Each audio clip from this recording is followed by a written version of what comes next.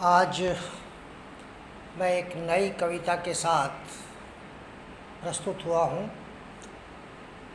कविता तो नहीं, कविता जैसी चीज़ है और भारतीय समाज के अंदर कुछ ऐसी कुरीतियाँ हैं जिनसे हास्य निकलता है। जैसे आम तौर पर बोलचाल में भारतीय समाज में दरोगा जी की पत्नी को दरोगन, मास्टर जी की पत्नी को मास्टरनी, अग्रवाल जी की पत्नी को अग्रवालनी, इस तरह के फेमिनाइन जेंडर उनके बना दिए जाते हैं और एक अजीब शब्द बन जाते हैं, उनसे हास्य निकलता है। और यह मेरा आपसे सबसे करबद्ध निवेदन है कि इस रचना का उद्देश्य मात्र हास्य है, कोई इसको अन्यथा ना ले। किसी के दिल को दुखाना बिल्कुल भी इसका उद्देश्य नहीं है, केवल हास्य की दृष्टि से ये लिखा गया है। इसमें बहुत सारे सरनेम्स आएंगे, आप सुनिए और मज़ा लीजिए। एक बार पुनः मेरा निवेदन कि कोई भी इसको अन्यथा ना ले। भारत में गांवों में तो नहीं लेकिन शहरों में किट्टी पार्टी का बहुत प्रचलन है। जो धनाढ़ परिवारों की महिलाएं हैं, जिन्हें बहुत अधिक काम नहीं होता है, वो किट्टी पार्टियों का आयोजन करती रहती हैं। उसमें मोहल्ला पड़ोस, सखी सहेली सब इकट्ठी हो जाती हैं और वहाँ पर लॉटरियाँ निकाली जाती हैं, तंबोला खेला जाता है और बहुत कुछ होता है। तो एक किट्टी पार्टी का अनुभव कवि को होता है। कवि घर में होता है और घर में किट्टी पार्टी चल रही होती है। तो देखिए कवि क्या सुनता है और किस तरीके से उसमें से हास्य निकालता है। किट्टी चल रही थी एक सज्जनी के आंगन में। सज्जनी सज्जन की पत्नी। किट्टी चल रही थी एक सजनी के आंगन में, ऐसे चहक रही थी जैसे कोयल बोले बागन में।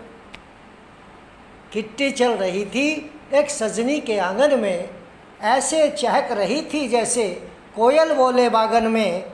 सारे घर में मस्ती का गीत सुनाई देता था, घुंघरू पायल कंगन का संगीत सुनाई देता था।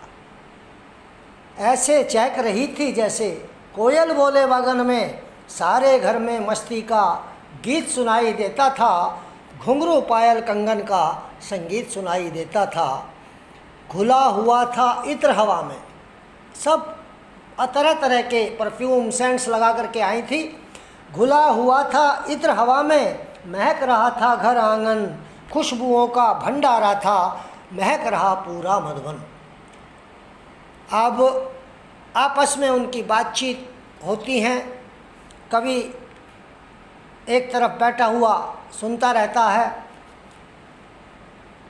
घुला हुआ था इत्र हवा में, महक रहा था घर आंगन, खुशबुओं का भंडारा था, महक रहा पूरा मधुबन। और घर के अंदर कैदी सा सर को धुन रहा था मैं।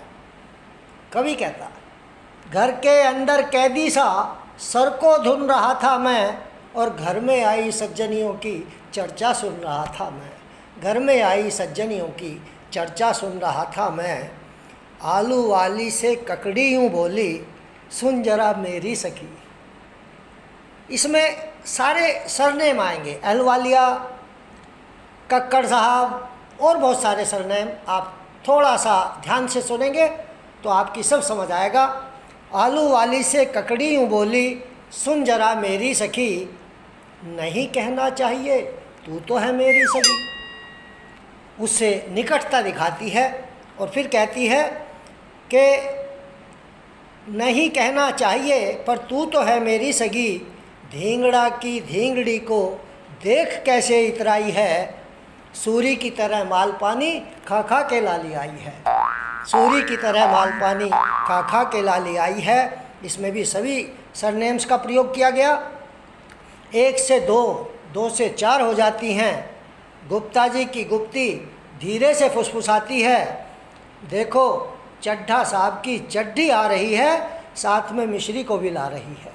चड्ढा साहब की चड्ढी आ रही है, साथ में मिश्री को भी ला रही है। हाथ हिला हाय हाय करती हैं, परंतु साथ देख चड्ढी मिश्री को जैन साहब की जन्नी कपूर की तरह जल उठती है। जैन साहब की जन्नी कपूर की तरह जल जाती है। तभी सिंगनी के दहाड़ने की कर्कश आवाज़ आती है। बाहों में उठाकर तलवार सिंगनी ने धाड़ लगाई। बाहों में उठाकर तलवार सिंगनी के धाड़ लगाई। बोली, आज तो मिसेस तलवार की निकल आई, आज तो मिसेस तलवार की निकल आई। तलवार का नाम सुन, क्योंकि महिलाओं में एक दूसरे की प्रशंसा सुनने का प्रचलन नहीं है, तो जैसी तलवार का नाम सुना, तलवार का नाम सुन कईयों का रूंगटा खड़ा हो गया। रूंगटा भी एक सरनेम है। तलवार का नाम सुन कईयों का रूंगटा खड़ा हो गया, लेकिन तलवार तो आनंद में दीवानी हो गई। आनंद और दीवान दोनों ही सरनेम हैं। बाहों में उठाकर तलवार सिंगनी ने धाड़ लगाई। बोली, आज तो मिसेस तलवार की निकल आई।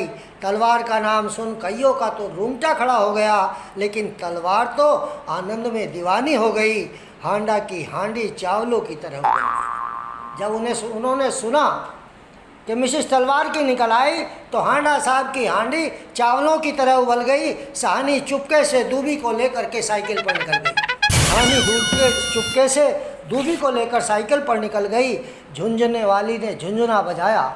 झुंझुने वाली ने झुंझुना बजाया। किट्टी समाप्त होने का ऐलान सुनाया। दीवान साहब की दीवानी ने गर्म रसगुल्ला मुंह में खिसकाया। जैसे किट्टी पार्टी ख़त्म हुई, चाय पार्टी शुरू हो गई। और अब यहाँ उसका सीन दिखाते हैं कि दीवान साहब की दीवानी ने गर्म रसगुल्ला मुंह में सरकाया। इतना गर्म था, मुंह में खूब घुमाया, पर फिर भी आंसू निकल आए। मुंह में खूब घुमाया, लेकिन फिर भी आंसू निकाल आए। खन्नी ने पूछा, क्या हुआ जी, क्यों आंसू आ गए? खन्नी ने पूछा, क्या हुआ जी, क्यों आंसू आ गए? मेरा तो मुंह जल गया, इसका भी जले। बोली, बच्चे याद आ गए। बोली, बच्चे याद आ गए। खन्नी ने भी पूरा साबुत रसगुल्ला मुंह में खिसकाया, मुंह में धर दबोचा। खन्नी ने भी साबुत रसगुल्ला मुंह में धर दबोचा, और उसकी समझ आ गया, दीवानी तूने काम कर दिया है ओछा, तूने काम कर दिया है ओछा। अपना भी मुंह जलाया और मेरा भी मुंह जलाया। सब चाय पी रही थी, तभी वाधवा साहब की विधवा आ गई। सभी चाय पी रही थी, तभी वाधवा साहब की विधवा आ गई। सारी चर्चा सुराही की साड़ी पर खिसका गई। तलवार और सिंगनी दबा दबा के खा रही थी। साथ में मलिक की मालकिन राणा की रानी को बुला रही थी।